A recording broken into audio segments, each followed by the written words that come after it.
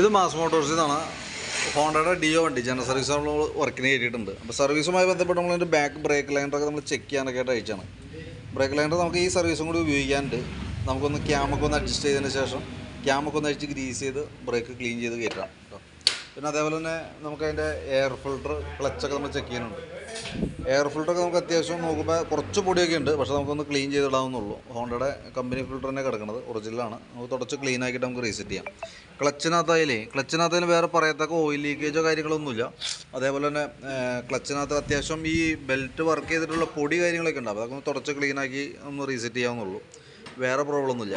Variator body boss drive roller, അതേപോലെ തന്നെ Bendix unit, CVT ക്ലച്ചിൻ്റെ main ആയിട്ട് വന്ന ക്ലച്ച് ഷൂ അടങ്ങുന്ന ഇതൊക്കെ ചെക്ക് ചെയ്യുമ്പോഴായാലും അതിൻ്റെ പെർഫോമൻസ് ആയാലും വർക്കിംഗ് ആയാലും ഒക്കെ ഓക്കെയാണ്. നിലവിൽ വേറെ പ്രോബ്ലം ഒന്നുമില്ല. ക്ലച്ച് ഔട്ടർ യൂണിറ്റ് ആയാലും വേറെ ഡാമേജോ സ്ക്രാച്ചസോ കാര്യങ്ങളോ നിലവിലൊന്നുമില്ല കേട്ടോ. പിന്നെ അതേപോലെ നമുക്ക് അതിൻ്റെ ബെൽറ്റിൻ്റെ കണ്ടീഷൻ ചെക്ക് ചെയ്യുന്ന സമയത്ത് ബെൽറ്റ് നമുക്ക് ഇവിടെ ഒരു ചെറിയ പൊട്ടൽ കൂടുതലായിട്ട് കാണുന്നുണ്ട്. ഞാനിപ്പോൾ ഈ വേസ്റ്റ് വെച്ചതൊന്ന് ഐഡൻറ്റിഫൈ ചെയ്യാൻ വേണ്ടിയിട്ടാണ്. അപ്പോൾ ആ ഭാഗമൊക്കെ ഇച്ചിരി കൂടുതലായിട്ട് പൊട്ടലുണ്ട് ഇതെല്ലാം. അപ്പോൾ എല്ലാത്തിൻ്റെ ഇടയിൽ കൂടെ ഉണ്ട്, പക്ഷേ ചില ഭാഗങ്ങളിൽ ഇച്ചിരി കൂടുതലായിട്ട് കാണുന്നുണ്ട്. അത് ഈ ഭാഗം ഇച്ചിരി ഡീപ്പായിട്ട് ഇറങ്ങിയിട്ടുണ്ട്. അതുകൊണ്ടാണ് ഞാൻ അത്രയും ആ ഒരു മാർക്ക് കാണാൻ വേണ്ടിയിട്ടാണ് ആ രീതിയിൽ വേസ്റ്റ് വെച്ചിട്ടൊന്ന് മാർക്ക് ചെയ്തതാണ്. അപ്പോൾ അത്യാവശ്യം നമ്മുടെ ഉപയോഗം അത്യാവശ്യം നോക്കിയിട്ട് അതനുസരിച്ചിട്ട് മാറ്റിയിടണമാണ് സേഫ്. കാരണം എന്ന് വെച്ച് കഴിഞ്ഞാൽ ചിലപ്പോൾ ഒരു വർഷം അടുത്ത സർവീസ് വരെ ചിലപ്പോൾ കിടന്നൊന്നും വരില്ല. അതിനിടയിൽ എങ്ങാനും പൊട്ടിപ്പോയാൽ പിന്നെ വീണ്ടും നമ്മളത് അഴിച്ച് മാറ്റാൻ നിൽക്കേണ്ടി വരും. അപ്പോൾ കൂട്ടത്തേക്കിടെയാണെങ്കിൽ ആ ബെൽറ്റിൻ്റെ എമൗണ്ട് മാത്രമേ വന്നുള്ളൂ. സർവീസ് ചാർജൊക്കെ ജനറൽ സർവീസിനകത്ത് ഉൾപ്പെട്ട് പൊക്കോളൂ. പിന്നെ അതേപോലെ നമുക്ക് അതിൻ്റെ ചോക്കിൻ്റെ കേബിളൊക്കെ നമ്മൾ ചെക്ക് ചെയ്തിരുന്നു. വർക്കിംഗ് ഒക്കെ ഓക്കെയാണ്. ആക്സിലേറ്റർ കേബിൾ നമുക്കൊരു അല്പം പ്ലേ കുറവുണ്ടായിരുന്നു. അത് ഞാൻ അഡ്ജസ്റ്റ് ചെയ്തിട്ടുണ്ട്, പ്ലേ ആക്കിയിട്ടുണ്ട്. ഈ ഫ്രണ്ട് സൈഡിലേക്ക് വരുമ്പോഴത്തേക്കും ഫ്രണ്ട് ബ്രേക്കിൻ്റെ ഒരു കേബിൾ, അതായത് കോമ്പി ബ്രേക്കിൻ്റെ കേബിൾ ഔട്ടർ വലിഞ്ഞൊരവസ്ഥയിൽ നിൽക്കാം. ഇവിടെ നോക്കുമ്പോൾ അറിയാം ഇത്രയും കേബിൾ ഇങ്ങനെ ഔട്ടർ വലിഞ്ഞ് കയറി നിൽക്കുകയാണ് കേട്ടോ.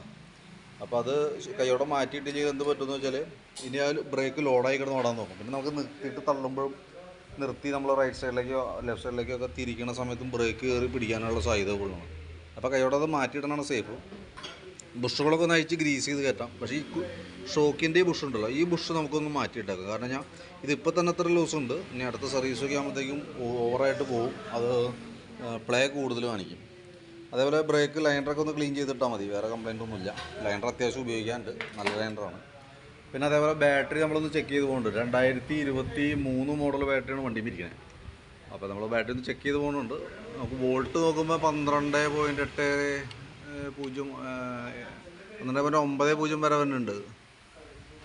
ചെക്ക് ചെയ്യുമ്പോഴേലും ഓക്കെ ആയിട്ടാണ് കാണിക്കണം കേട്ടോ. വേറെ കംപ്ലയിൻസ് ആയിട്ടൊന്നുമില്ല. ഞാനൊന്ന് ബാറ്ററിയുടെ കണ്ടീഷൻ ഒന്ന് ചെക്ക് ചെയ്യുന്നുള്ളൂ. സ്പാർക്ക് പ്ലഗ് നമുക്ക് നോക്കുമ്പോൾ കാർബൺ കണ്ടൻറ്റ് നമുക്ക് ഹെഡിനകത്ത് കൂടുതലായിട്ട് കാണുന്നുണ്ട് കേട്ടോ. കാരണം എന്ന് വെച്ചാൽ ഇപ്പോൾ നമുക്ക് പ്ലഗ് ഒന്ന് ക്ലീൻ ചെയ്ത് കയറ്റിയിടാം.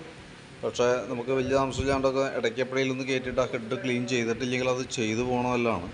കാരണം അത്യാവശ്യം കാർബൺ ഇതിനകത്ത് കാണുന്നുണ്ട്. പിന്നെ നമുക്ക് അതിൻ്റെ എൻജിൻ ഓയിൽ ഈ പറഞ്ഞ പോലെ ചെക്ക് ചെയ്തിരുന്നു, നല്ല ഓയിലാണ്. പിന്നെ ലെവൽ കാര്യങ്ങളൊക്കെ ഉണ്ട്, മാറ്റണ്ടെന്ന് പറഞ്ഞിട്ടുണ്ട്. അപ്പോൾ നിലവിൽ കിലോമീറ്റർ ആയിട്ടില്ല, അത്യാവശ്യം നല്ല ഓയിലാണ് കിടക്കുന്നത്. നിലവിൽ നമുക്കൊരു 25,000 തുടങ്ങി 30,000 കിലോമീറ്ററിനുള്ളിലാണ് ഹെഡ് ഡീകാർബണൈസിങ് ചെയ്യേണ്ടി വന്നത് കേട്ടോ. അപ്പോൾ ഹെഡിൽ കാർബൺ കൂടുമ്പോഴാണ് നമുക്ക് ഈ കരിയുടെ പ്രശ്നം വരാം. ഞാൻ എൻജിൻ ട്യൂണിങ് ഒക്കെ കറക്റ്റാക്കി കാർബറേറ്റർ ഒന്നുകൂടി ട്യൂൺ ചെയ്തിട്ടേക്കാം. കാരണം സാധാരണയിലേക്കാളും കുറച്ച് കൂടുതൽ കരി കാണുന്നുണ്ട് ഹെഡിൽ. പ്ലഗിനകത്തും കൃത്യമായിട്ട് നമുക്ക് അറിയാൻ പറ്റും അത്.